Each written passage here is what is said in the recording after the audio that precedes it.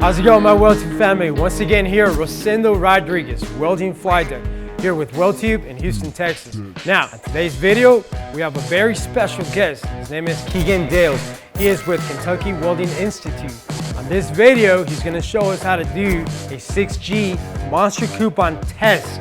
Okay, but most important, he's gonna teach us how to weld it fast, okay? So, he's gonna be doing a combo and a TIG out. You don't wanna miss out, so stay tuned. And check out the Kentucky Welding Institute. With 25 plus certifications offered, tons of financial aid including FAFSA and VA benefits. Graduate quickly and earn maximum pay fast. Links down below. What's up guys, it's Keegan Dales from the Kentucky Welding Institute.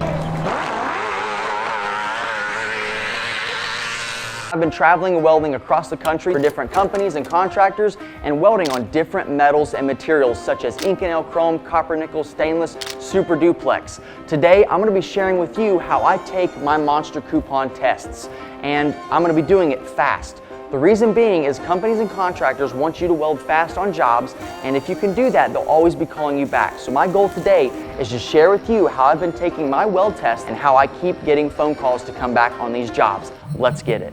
All right guys, so I've already prepped my monster coupons, and today I'm going to be sharing with you the two most common types of monster tests that you'll take, which is going to be a TIG out monster coupon and a combo monster coupon. Now, with these two tests, I'm going to be doing two different types of techniques for the root. For one test, I'll be doing a backfeed technique. The other test, I'll be doing a lay wire technique. So for this combo monster right here, I'm going to do a backfeed technique, which is what I normally do on weld tests. I'll be using an 1/8 inch gap and 332 wire. Now I like to use an 1/8 inch gap and 332 wire because the less gap you have, the quicker the weld goes. And the bigger the gap you have, the longer it takes to weld that. So I'm gonna go ahead and tack this with 332 wire with an 1/8 inch gap. Now my temperature is about 115 amps. You always wanna run a little bit hotter when you have a tight gap.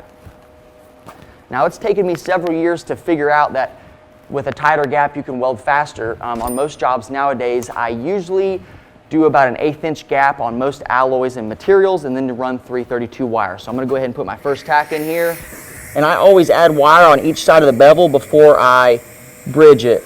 A lot of guys, they'll try to bridge one whole side and then it just falls out in the center of the root. So now I'm gonna pick it up, I'm gonna look at it, I'm gonna open it up some, make sure my wire fits in there good. A little bit of bang in there. Get that right where I want it.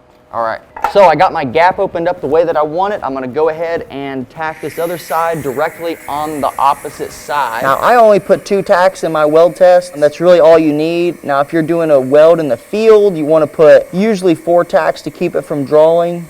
So I'm gonna go ahead and tack this thing up here in the 6G position. Now a lot of times, you know, you're by yourself in a testing lab and you really don't have anybody to help you tack it up. So what I do is crank this thing up to about, 160, 170, and then I will tack it to the stand. And you're just gonna fuse it. It doesn't take much to tack it up there. All right, so we have our coupon tacked up. Let's go ahead and put this bead in. All right guys, now that we have our monster coupon set up, you need to make sure that your whole work area is nice and clean. So you only need to have what you're gonna be taking your weld test with. You don't need clutter, you don't need your bag, you don't need anything. TIG rig, stinger, wire cutters, file, grinder, everything you need to get ready to set up and weld. So the less stuff that you have on the table and in your way, it'll make it a whole lot faster for you when you're taking your weld test. All right guys, so before I take my test, I'm gonna go ahead and feather my top tacks. I usually don't feather my bottom tacks just because I'm already gonna be heating that up and melting the wire into it. But when I come up to the top, I wanna be able to transition into that tack smooth. So I'm gonna go ahead and feather my top tacks on both sides. And you don't need to grind it that much, just a little bit on either side. That way you can tie into your tacks smooth. So let's go ahead and put a root in this thing. All right guys, so I got my monster coupon tacked up here with an 1/8 inch gap. I'll be using 332 wire. Now the technique that I'm gonna be doing is a backfeed technique with this 332 wire with a tighter gap.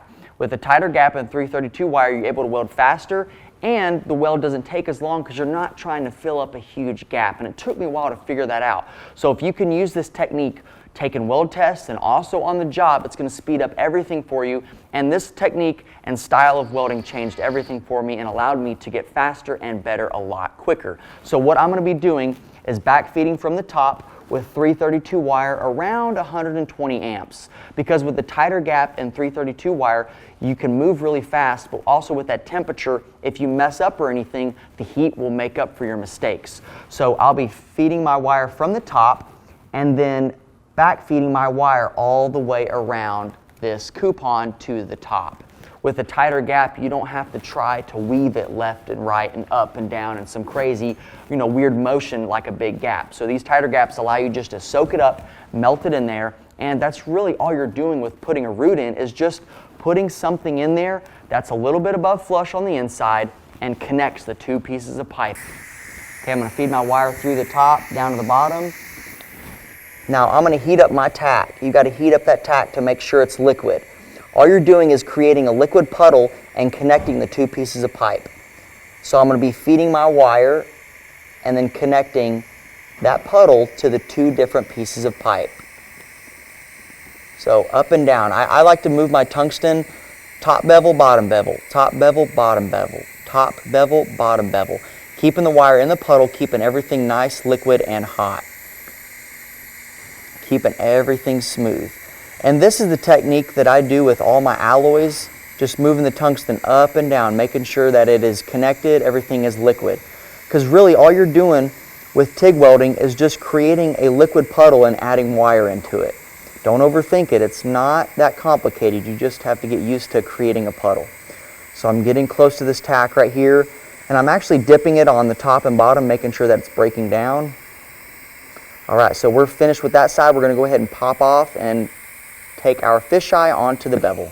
Alright guys, now that we've got our right side done, I'm going to move over here to my left hand side. Now, one of the most important things that I've noticed in the welding industry is being able to weld with both hands. So at KWI, we make our students use left and right hand. And what that does for you out in the welding industry, it allows you to never be in a bind. So if you get on a weld, it's in a ditch in a corner somewhere tight, and you have to use your left and right hand, it's going to make you more versatile, and you won't ever have to worry about being in the field and not knowing how to use a specific hand for a weld.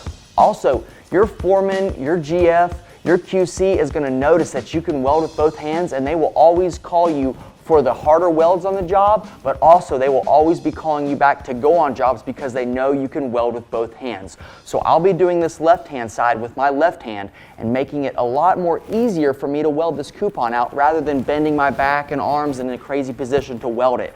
It makes it super fluid and easy to weld. So I'm still running at 120 amps. I'm going to be back feeding this 332 wire in the 1/8 inch gap. Go ahead, fire up. And remember, we're going to heat this tack up. You don't just want to fire straight into it and start adding wire. We're going to get it nice and liquid, and then we're going to add our wire and move up and down, keeping everything nice, warm, liquid, and one fluid motion. And with this 332 wire, I'm feeding it a decent amount. But see, I don't have a big gap that I'm trying to cover up. I'm just melting the knife edge, adding wire, and creating a nice congruent root all the way around. And 332 burns so easily. That's why I love to use it, because you don't have to run very hot to melt this. We're getting close to the tie-in. We're moving really slow here, making sure that we melt right into that tack. Up and down, and then we're dabbing wire, making sure that it's melting in. So we're finished with this root, and we're going to go ahead and pop off on the bevel. We don't want fish eyes in the root. So that is the left-hand side of this root. It's very quick and a fast motion, and really you only need one piece of wire to do the root.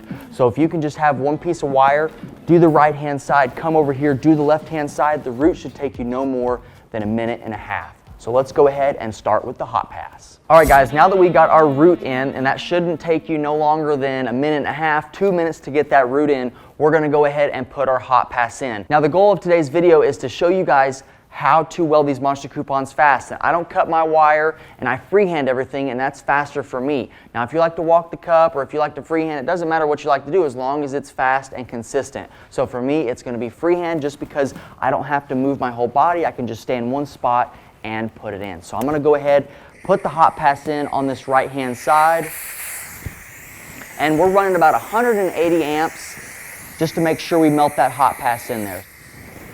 So we're running at about 180 amps, making sure everything is nice and liquid. And this hot pass It don't have to be nothing special or crazy. You're just melting that root in there, making sure everything's tied in and breaking it down. And I like using 332 wire to hot pass because you know, if you're using 1/8 inch wire, sometimes you can get lack of fusion.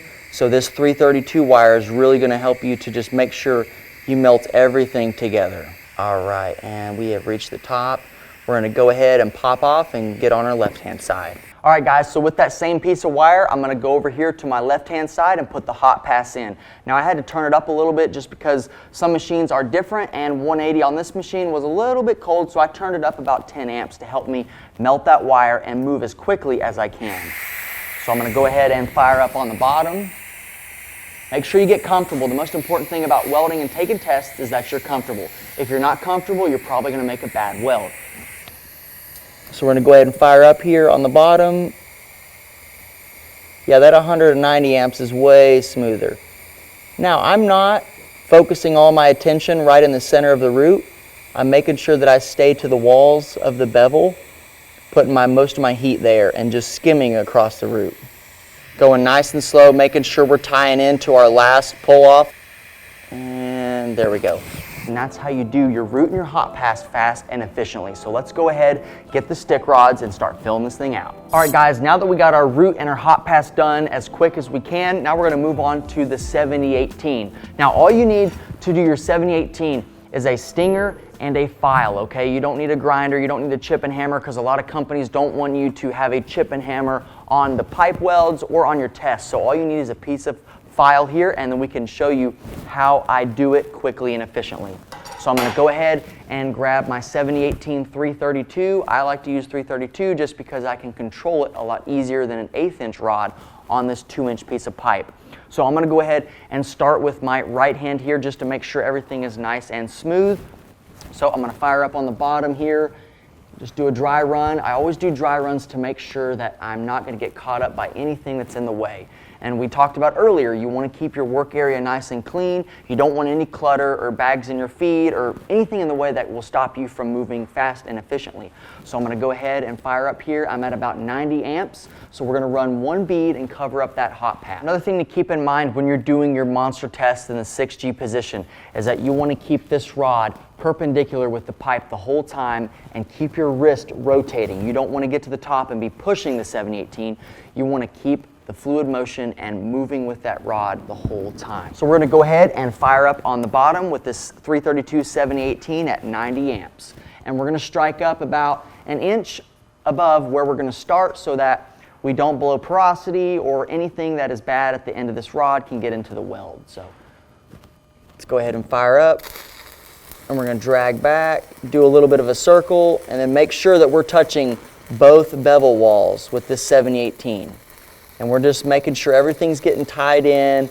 We're melting that hot pass in with our 7018 bead here. So we're moving up and down, connecting both parts of the bevel with this bead.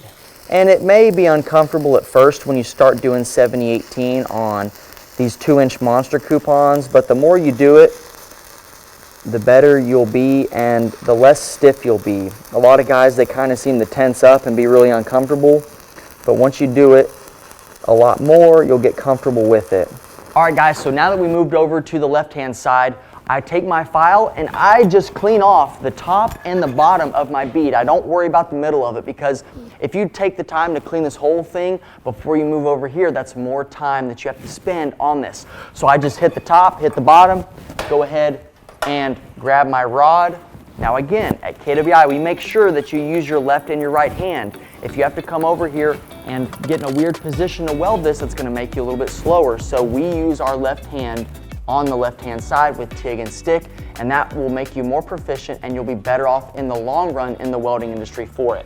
So I'm going to go ahead and fire up on the bottom with the same technique and style, firing up about an inch above where I'm starting, drag back, do a loop, and bring it around. So let's go ahead and start.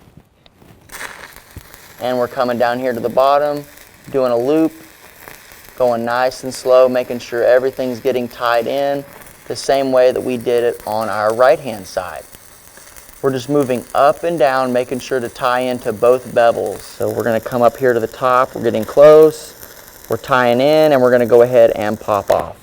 At this point in time, I'm going to go ahead and file both sides. And sometimes for this first bead, after the hot pass, you may need to take a wire wheel to it because sometimes that flux and the slag just does not want to come off. All right, so now that we got that clean, we're going to go ahead and move back over to the right-hand side and start with 2 beads. Again, I don't take a wire wheel each pass just because it's stick welding and you're going to melt whatever tiny dust or a little bit of flux or slag there is going to be. So I'm going to go ahead, clean it real quick with a file, jump over and start my 2 beads on the right-hand side. So right now I don't know how many beads that I'm going to cap with, but I do know that after this first stick bead, I'm going to start with 2. So let's go ahead and fire up on the bottom on my right-hand side, running about 92 amps. I turned it up a little because 90 amps on this first fill pass with sticks seemed a little bit cold. So we're going to go ahead and fire up on 92 amps on the bottom. Same technique that we did earlier. So let's get it. Fire up on the bottom, do a little bit of a circle, nice and hot, moving up and down. And you want to put this stick bead halfway on the last bead and then halfway on the bevel, keeping everything nice and liquid. And again, with these stick rods, you want to keep rotating your wrist to where it's straight up and down when you reach the top. You don't want to be pushing that rod. And we're going to pop off. So now I'm going to stay on this right-hand side. I'm going to take my file, clean it off, and see how it popped off really fast? That's what you want. So I'm going to go ahead and grab a stick rod and continue on this right-hand side while I'm already over here. So I'm going to do the same thing, but just move that bead up 1. So we did 1, and then now we're going to do 2. This is going to be the second one. I'm going to fire up. Do a little bit of a circle. And the most important thing about taking weld tests is trying to figure out how you can do everything smooth and efficiently. If you're taking a weld test and you're sitting there trying to figure out what you want to do and where you want to put your beads, it's going to take you a lot longer and you're going to spend more time there at the testing facility.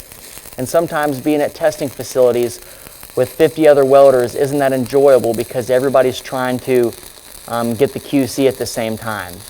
And we're coming up here to the top, making sure that we're rotating our wrist, making sure that everything's melting in there.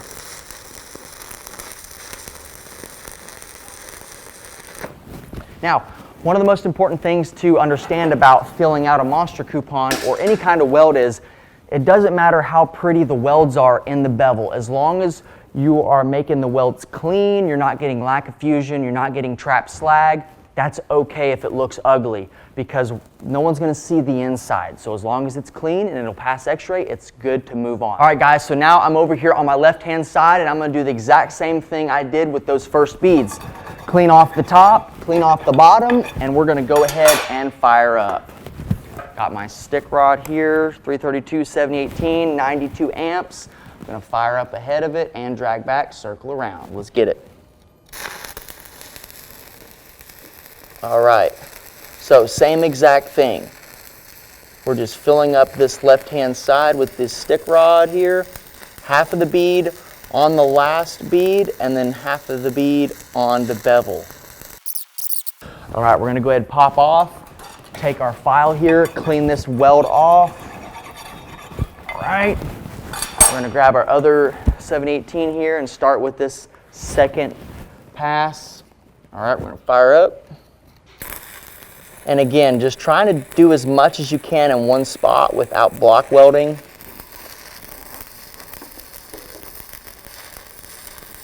And we're going to do one good circle and then pop off. And so now we've got the 2 beads on the left-hand side.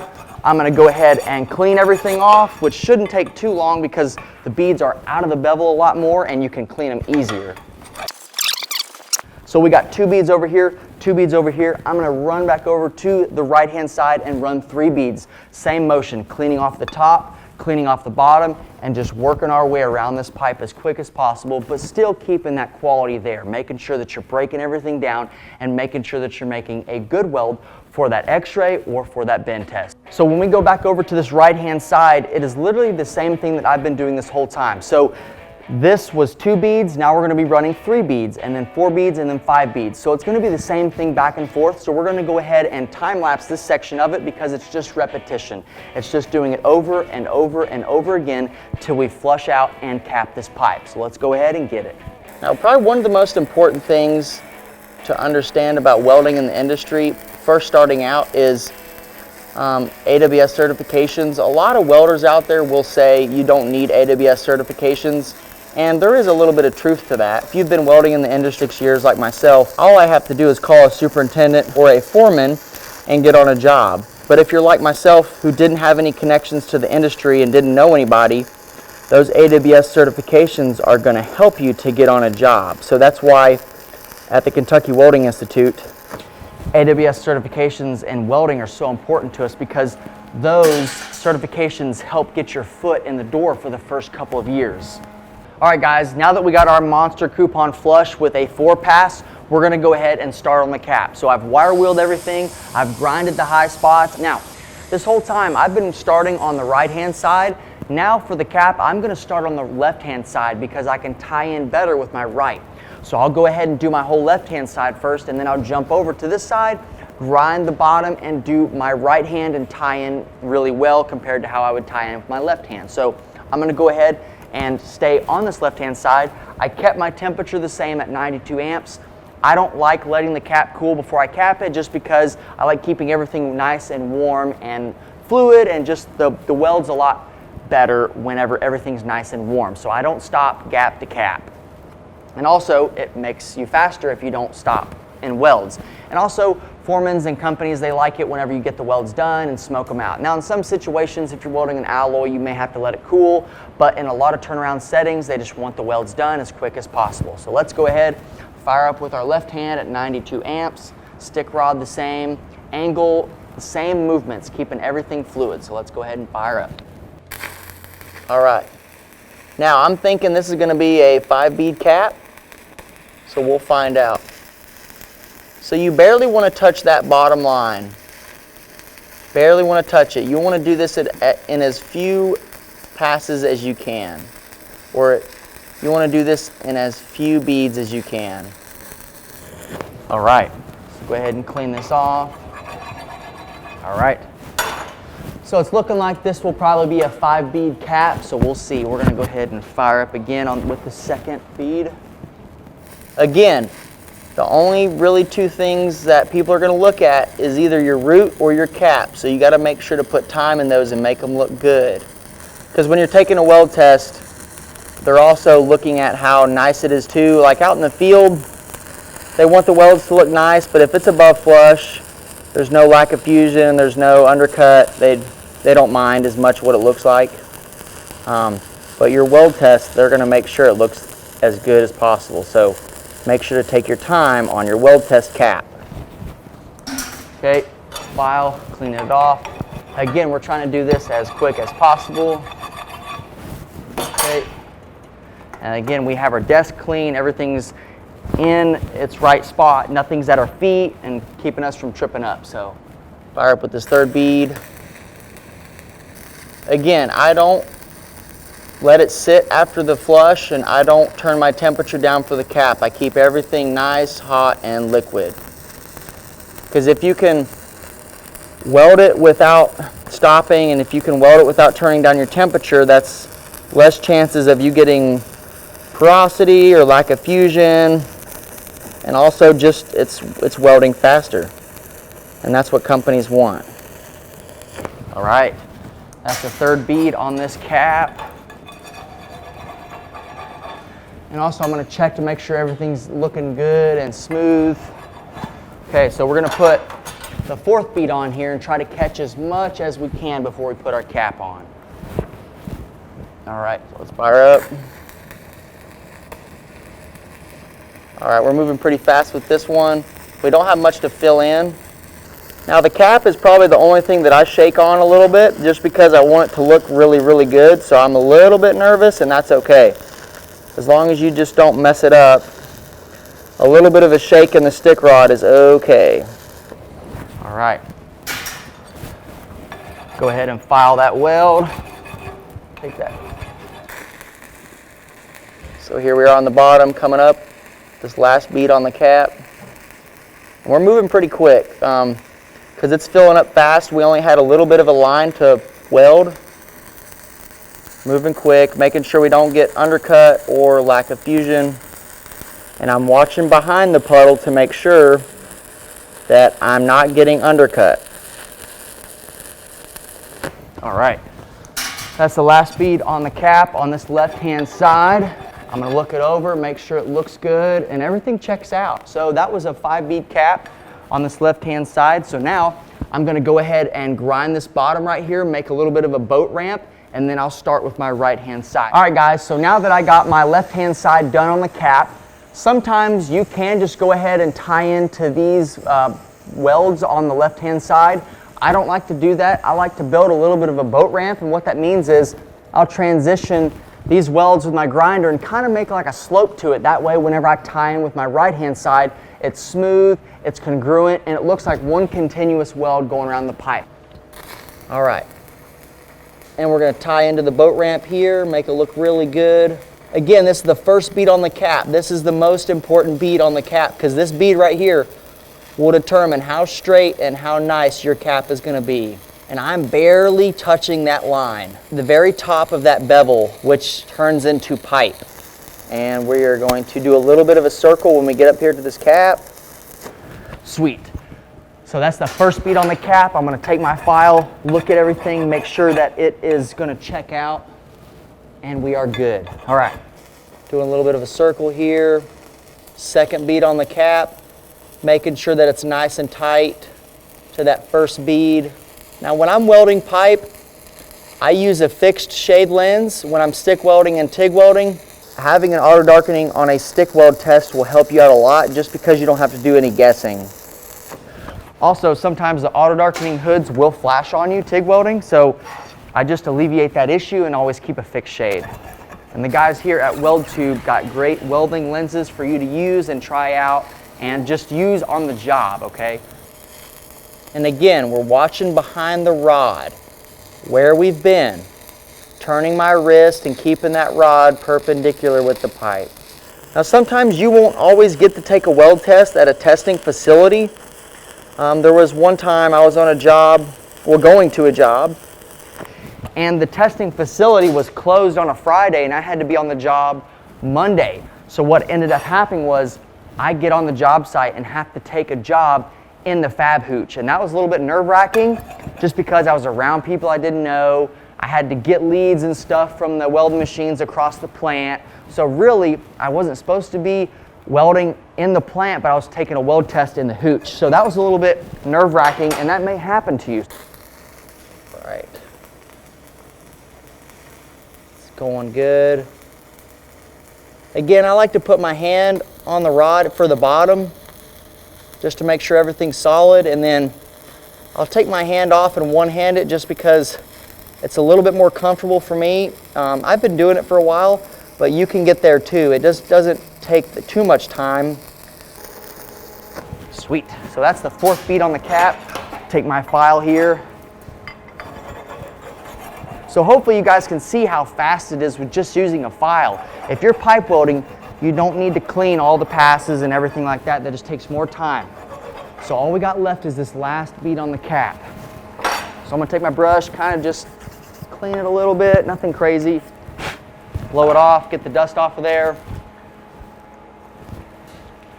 Okay, do a dry run. All right, we're gonna fire up. Nice and slow on this last bead on the cap, making sure everything's tied in. I'm focusing pretty hard right now. I want this to look as good as it can. All right, so that's the last bead on the cap. Take my file here, clean it off a little. Everything checks out. So now what I'm gonna do is I'm gonna take my wire wheel and clean this off. All right guys, hopefully this helped you to understand how I do my combo monster tests. I use an 1/8 inch gap, 332 TIG wire for the root and the hot pass, and then I use 332 7018 to fill it and cap it. And I only use a file to clean it whenever I'm inside of the bevel. And then right before I cap it, I'll take my wire wheel and clean the whole thing off right before the cap. So hopefully you understand that Doing these tests as quick as possible and with quality will help you to get out of that testing lab quicker, and also will help you to understand when you're on jobs, making welds quicker and as clean as possible will allow you to get on the job sooner. Companies and contractors are gonna love you because you're not milking welds.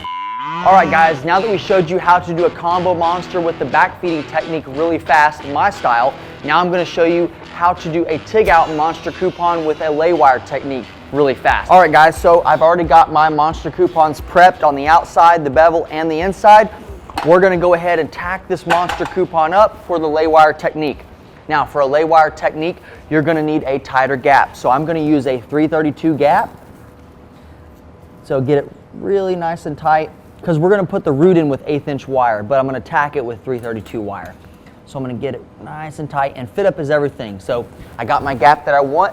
I'm running about 120 amps. I'm gonna tack it with 332 wire. Gonna go ahead and put this first tack in. All right, running about 120 amps. You don't want too big of a tack, just a little tiny one to connect it. Looks pretty good. I'm gonna go ahead and tack this side on the opposite side.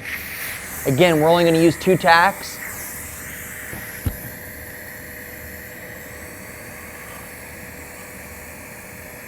And you don't need a big tack, just needs to be a little bit.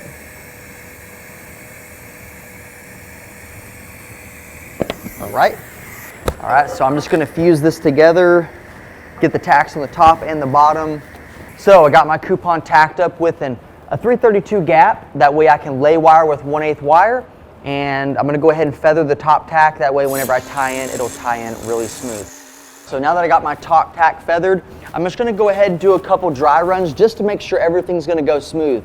Because like I mentioned earlier, something may have changed when you were prepping your pipe, or anything can happen. So you always wanna make sure that your wire isn't gonna get stuck and your range of motion is gonna be clean. All right guys, so I've set my machine to about 160 amps to run this lay wire route, and I'm just gonna be pressure feeding my wire. So no wire on the inside of the pipe. I'm just gonna keep it on the outside and just run around it with my TIG rig. A lot of your boiler companies and boiler jobs will want you to do this because it makes the root flush on the inside. So whenever water's going through the tubes, it doesn't get bound up on a heavy root. So they like a flush root, or a little bit above flush, about a 1/16. So we're gonna try to get flush or a little bit above that. So whenever we finish this root, it should have a line on the outside letting us know that the walls broke down and that it has made penetration to the back side. So let's go ahead and get to it. Now I freehand my roots. You can walk the cup on this. I just choose to freehand. So whatever you're comfortable with, run that. Let's get to it. So I'm gonna do a dry run just to make sure everything's smooth. And let's go ahead and fire up. So I'm firing up at 160, getting nice and liquid. I'm gonna keep my wire in the puddle and just moving back and forth really smooth. And just working my way on the top bevel and the bottom bevel, making sure that everything breaks down. Nice and slow, making sure that we're getting penetration on the back side of this root. And I'll pull my wire out a little bit and dip it just to make sure that we're tying in when I tie in up top. So it's a real fast motion, and I'm taking a look and we have a line going through this root on the outside. So I know that it is broke down on the inside. All right guys, so I finished my right hand side and it went in good. Now I'm gonna move over here to my left hand side with my left hand. We talked about earlier, you need to be able to use both hands to be more proficient in the welding industry. If you know how to do more things with your left and right hand, you're gonna make more money, and you're also gonna be able to weld in places that a lot of welders won't weld. So using both hands will make you more versatile, and you won't have such a hard time welding. So I'm gonna go ahead and lay wire this left-hand side. I'm gonna do a dry run just to make sure everything's gonna turn out really good. Again, 332 gap and 160 amps on this root. So let's go ahead and get it. I'm using 1/8 filler wire. Eyeballs. So we're going to go ahead and heat this up. We're going to go ahead and add the wire in there. And we're going to move nice and slow, making sure everything is breaking down. Top and bottom bevel. And you just do that back and forth. Again, this is very comfortable for me because I am using my left hand instead of my right hand. Keeping my wire in the puddle. And now we're tying into this top tack. We're going to go slow. Make sure everything is breaking down. We're going to pull off on the bevel. I'm going to take a look, and we do have a line in this root, so that means that it is broke down. On some boiler jobs, it is a lot more efficient to do the lay wire technique because you're not fighting the bevel walls, it's not breaking down on you. So if you can run a tighter gap with a little bit bigger filler wire, it's really fast as long as you can make sure that you're breaking it down and it's going to pass X-ray or phase array or a bend test. All right guys, now that I got my lay wire root pass in there with 1/8 wire, I'm going to go ahead and hot pass with 332. On every TIG weld that I do that's a hot pass, I always use 332 wire just because it melts in there and I know I'm fusing the root to the bevel walls, okay? So I turned it back up to 190 amps and I'm going to go ahead and hot pass this right hand side. So let's get to it. Again, I'm going to do a dry run to make sure everything flows good. I'm going to go ahead and fire up here on the bottom. And with it being a lay wire root, the gap was really tight, so we don't have to worry about it sucking out or anything. But we're still going to move pretty quick. Again, we're trying to get this weld test done as quick as possible, so just moving as fast as you can, but also keeping the quality of your weld as high as you can. I always put a good hot pass before I do any extracurricular TIG activities, like filling heavy or putting a lot of wire or metal to it. All right guys, I'm over here on the left-hand side, again, using my left hands. And it makes it so nice using your left hand because you don't have to get out of position. You don't have to put a piece of metal or a C-clamp on the end of the pipe to weld it. It's just like your right hand, just opposite. Again, we haven't stuck our tungsten, so it's still really sharp and putting out the right amperage.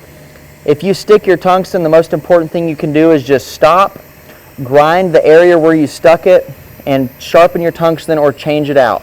Because if you don't have a sharp piece of tungsten, it's not going to put the full amperage onto the weld puddle. All right guys, so I'm coming over here on this right hand side and I'm probably going to run one continuous bead on the top and bottom bevel again, just because we're not that wide to where we have to start running multiple beads. So I grabbed 1/8" wire and I turned it up to about 200 amps just to get that nice flowy movement with the 1/8" wire. And I'm keeping the wire at the top of the puddle because gravity is going to help me pull it down. So just making sure I'm melting everything and it's all tying into the bevels. And once you've been TIG welding a while, it's kind of like drawing on a piece of paper. You can kind of move wherever you want and fill up as much as you want as well. So the cool thing about TIG welding is you don't have to stop to clean slag. You don't have to stop to do anything. Now, you got to be careful filling up pipe with 1/8" wire because you can get lack of fusion if you're not running warm enough. Even with carbon wire. Especially S2 wire. This is S6, so it burns really easily and it's super soft. But if you get some -2 carbon wire, it's a little bit more dense and you got to run hotter. So now I'm going to jump over to this side. I'm going to crank my machine up to probably about 220 just so I can fill this thing out quicker, because the whole goal of these weld tests and me showing you how I do them is just so you can do them faster. If you can take weld tests faster and you can learn how to make production welds in the field faster, companies will love you, you'll get calls back, and if you make welds fast and clean and pass X-ray, companies will always want you to work for them. So I'm going to go ahead and grab a piece of wire. Now that we got that one big continuous bead, I probably don't want to do that again because I'll be fighting gravity and it'll just want to fall out on me. So I'm going to run 2 beads now. So let's go ahead and get this going. So I'm going to fire up here on the bottom. So right at 220 amps, keeping my wire in the puddle and just moving nice and fast. Again, I'm making sure that I'm breaking down the surface tension below the wire, and I can feel it. And the cool thing with TIG is you can kind of make it your own style. I got buddies, they do different caps than me and they fill different than me, and it's really fun. So that's why I always like to do TIG jobs, is because you can really just make it your own style.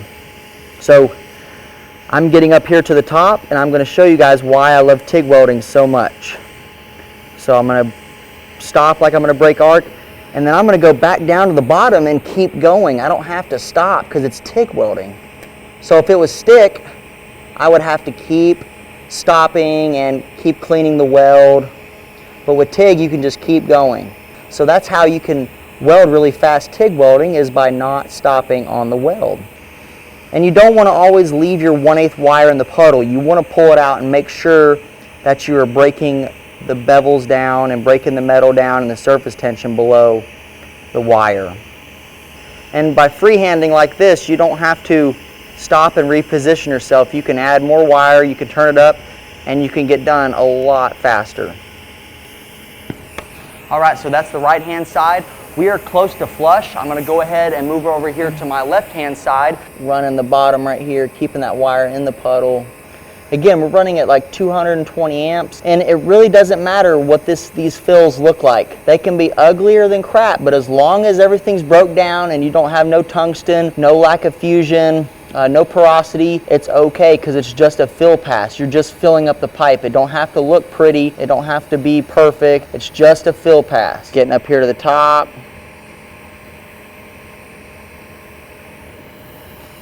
And we're going to keep the arc going and come with this bottom side.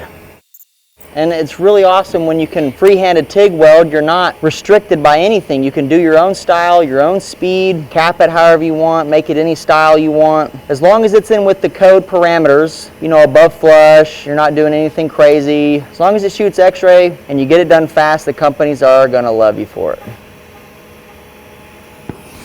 All right guys, I'm gonna start with my next pass, which is going to be a 3-bead pass, and it's probably going to be my flush pass. We'll see whenever we get flush. So I'm still at about 220 amps. I may need to turn it down. We'll find out when we fire up. Again, just moving back and forth, making sure we're melting the wire, making sure this thing is barely touching that line, keeping the wire in the puddle, but also pulling it out every once in a while to make sure that we're breaking it down. And we're going to get to the top, and then we're going to jump back down to the bottom. Again, the whole purpose of these videos is to make sure that you understand you can do this as fast as you want with TIG. But also you need to hold the TIG rig really lightly.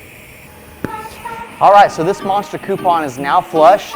Again, it's not going to look that pretty, but that's okay because it is just a fill pass. All right guys, so before I cap it, I'm going to hit my stops up top because there's silica built up, and also I'm going to hit my heavy spot. All right guys, now that we flushed our coupon at 220 amps with 1/8 inch wire, I'm going to go ahead and cap this piece of pipe with 332 wire at about 180 amps. Capping with 332 makes it look really nice, and you don't have to add a lot of wire and heat because our flush pass is a little bit over flush, so we don't have to add a lot of wire to make this cap look really good freehand style. So I'm going to go ahead and start on my right hand side and keep going until it's capped out. I'm not for sure if this full piece of wire will get us capped out. I may have to grab another one, and it looks like this cap is going to be a 4-bead cap, maybe a 3, but could be a 5 as well. So we'll see whenever we get to that point and see how big each individual bead is going to be. So let's go ahead and start. And you barely want to grab that little line. One of the most important things about welding is you weld how you weld. Don't weld how everybody else welds. Don't listen to someone telling you you're not doing it the right way. Do it your own way. Learn what works out for you and how you like to weld. I had people for years telling me that I need to quit freehanding and walk the cup, but I stuck to my guns, and a lot of inspirational guys on social media helped me and just told me what I was doing was right for me. So whatever style of welding you like, stay doing it no matter what nobody says. And if you master it, you'll be really fast at it. And you won't have to worry about work or anything once you get really good at your style of welding. My wire's getting down to nothing. I think I may have to grab another piece of wire. We'll see how far I can get. All right, so that right-hand side is capped out, nice and smooth. That's why I like freehanding, because I can do one whole side and not even stop a bit. All right, guys, so we got this right-hand side flushed out with 4 beads. We're gonna come over here to my left-hand side and cap it out over here. And again, we got our flush pass a little bit over flush, so we don't have to add much wire on this cap with 332 wire. moving nice and smooth, keeping everything liquid. And I've been welding like this the last 6 years, so I've been able to really perfect it and just make it look good. Now, whatever style you start out using, you're not going to be very good in the beginning, but if you just stick with it and perfect it, you'll be really good at whatever style you use, and no one will be able to say anything to you contrary. That's why I like these rocker TIG torches that you can get from WeldTube, just because they twist on a dime. So if you're trying to freehand or walk the cup in a tight spot, you don't have to have that whole hose that's always wrapping around you and everything. All right, coming up here with my third pass on the cap. Like I said, the cool thing with TIG is you can make little mistakes, but you can fix it really fast by adding wire, moving slower, or moving faster. And one of the most important things to realize with TIG welding is you're not melting the wire with your tungsten, you're just creating a puddle that melts the wire. So once you understand that, TIG welding becomes really simple and easy to manipulate and do what you want to do with it, because you're just creating a puddle that melts the piece of wire that builds up the weld and connects the two pieces of pipe. So we're coming up with our fourth bead on the cap here, and we are at the top. We're going to break arc. All right, guys, that is how I do my TIG out monster coupons with a lay wire technique. So hopefully you can understand that welding faster is going to allow you to test fast, and also when you get on jobs welding for companies, it's going to allow you to stay on jobs longer, and also those companies and contractors are going to want to keep calling you back because you make welds fast and you make good welds that shoot x-ray and pass quality inspection. All right, guys, if you found this video helpful for you or you liked it, please rate, comment, and subscribe to WeldTube's YouTube channel. Also follow the Kentucky Welding Institute and our socials as well. Also, in April is our annual National Senior Welding Competition, where seniors from around the country compete for scholarships and prizes. This is a big event, you don't want to miss it, and it's a great opportunity to get KWI paid for. Let's get it.